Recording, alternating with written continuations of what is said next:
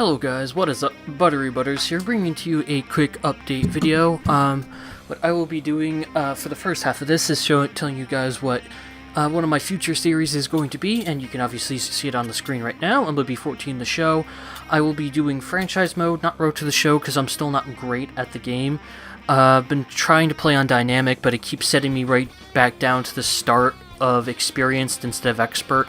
Like, I can get through beginner, no problem, and then blah, blah, blah, blah. Anyway, basically, I will be doing a franchise mode, and when I get more comfortable with the game, I will be doing a road to the show. I've got a few of them already up, that you can see. Astros shortstop, I did not want to be drafted by them, but oh well.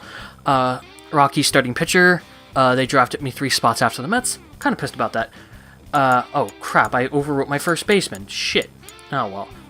Anyway, that Astros shortstop is the same across both, which kind of sucks. And then a Mariners closing pitcher. Again, did not want to be drafted by them, but oh well. The thing about this road to the show that's going to be a little bit different is that I edited the rosters a little bit. I'm going with the most recent one, which is July 21's roster. July 21.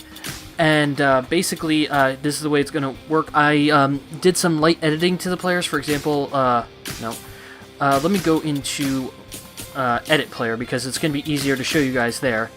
Let's go all the way to the Mets. I will be doing a franchise mode of the Mets. I did some light editing. Jacob deGrom, I put his potential up to, I thought it set it to 83. It was at 72, and he's projected to be middle-of-the-road starter for the Mets based on stuff I saw from MLB.com and other sites that I use for a frame of reference. And yeah, I also upped Rafael Montero to, I thought I upped him to an 88. Oh, I keep forgetting. I need to confirm these changes. Anyway, basically, Zach Wheeler. I didn't edit Zach Wheeler. I'm pretty sure he's got 99 out of the gate, so there we are. And yeah, Jake deGrom, as I said, that's what I wanted him at. And then Rafael Montero, he's predicted to be second starter to a ace. I had to, because these are not the original rosters, these are updated rosters. What MLB does, and I have no idea why, is when they update the rosters, instead of keeping all the minor leaguers like Zingarde, Virat, Noah, Matz, Koch, Fulmer, and then, who else? Mazzone, Leathersitch, Tapia, all those guys. They erase them and basically make them sort of the same but with different names, so I had to go ahead and put each one of them in there. For example, here's Noah Syndergaard. I can't pronounce his name. I think he's 21, but actually, no, I think he's actually 24. But I upped his potential. I actually had to create him from scratch. He's got a 4-seam, 12-seam change, and 2-seam. And yeah, I had to create basically the entire Mets farm system based on their top 20 prospects. One of them is Fulmer, overall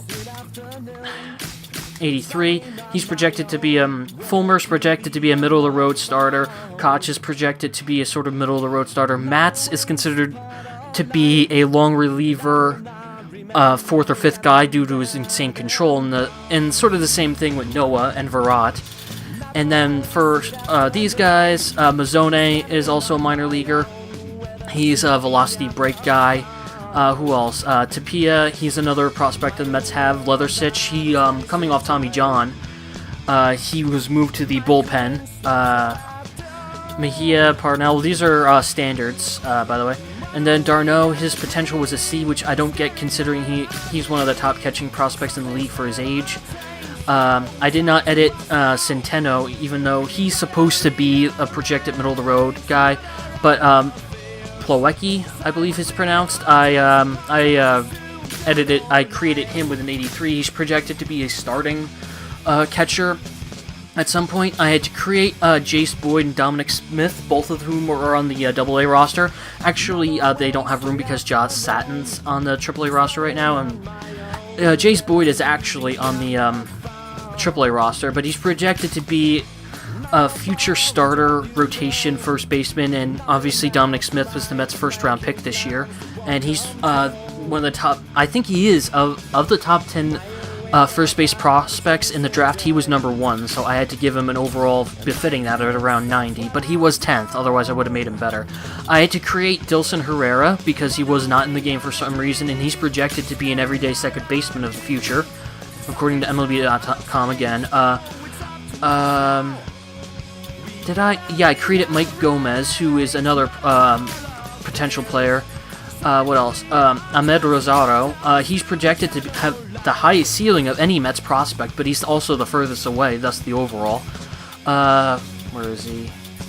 I had to create Brandon Nimmo, since he's not on the team, and I had to up Den Decker's potential, because he's projected to be a 4th outfielder, and I thought I set him to 77, which is about 4th outfielder level. What else? Center field, I created Nimmo, and in right field, I had to create Wilm Fulton, who's also projected to be he's projected to be a 4th outfielder type of player, and I also had to create Cesar Pulido, who's projected to actually, if there's room this year, to be in the Mets roster in 2014.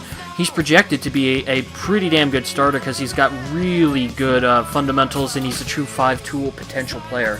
Thus, I didn't give him A potential because that's too overpowered. I gave him 85, which is around the ceiling. Like, he's projected to be a good starter, potential all-star level, not superstar level.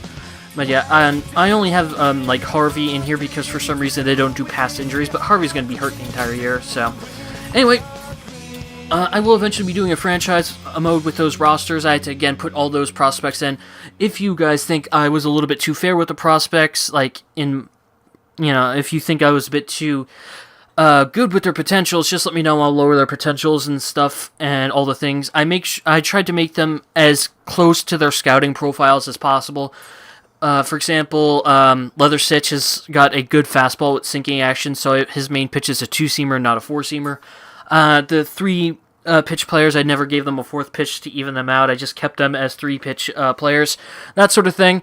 So yeah, the next half of this is going to be me playing through one of my Road to the Shows while I let you know about some other stuff I'm going to be doing with Burakki XY and some other stuff and updates on my schedule. So yeah, I will see you guys in whichever Road to the Show I plan on playing. Alright guys, I decided to do my starting pitcher, and this is the first training bit that I did, which was pitch location training, and I did pretty well at it. Anyway, I gotta try to do all this in 6 minutes. Anyway, I do apologize for my delay in videos for Pokemon. I've not been feeling relatively well. I had some personal life issues to deal with, which I haven't told anyone about, and I'm not going to. But they're all done now, so Pokemon should be back up in full swing. This is also the reason why I haven't done any Valkyria Chronicles or Grandia, but they will be coming back eventually. This series that the Road to Show and GM mode won't supplant it. If you're wondering, I'm playing this on the PS3. I don't own a PS4 because I can't afford it. And that's why the graphics aren't as good as you would see from other tubers. Hopefully you'll hear from my commentary, though. Anyway, yeah, as I was saying, all my series they're still there, they're not going away, and I remember somebody did comment on one of my videos for Eternal Sonata, asking if it was coming back. It will be coming back, it's just a matter of when. Anyway, decided to show you the first training, my stats, and the first game. I basically just showed the last pitch of every at-bat, basically. That's what I show you guys, and one thing that's going to be happening now is, now that Burakki XY, Beck, is out of work because she has summer holidays as she's a teacher, me and her are going to be doing a Mirage of Tales co-op, which I'm really excited for. I've played the ROM hack rather extensively, and it's a really good hack. I like Glazed a tad bit more than it, but I feel like Mirage of Tales is better suited for a co-op. As you see, I strike out my first batter and my first at-bat in 3 pitches, because my 3 pitches are awesome.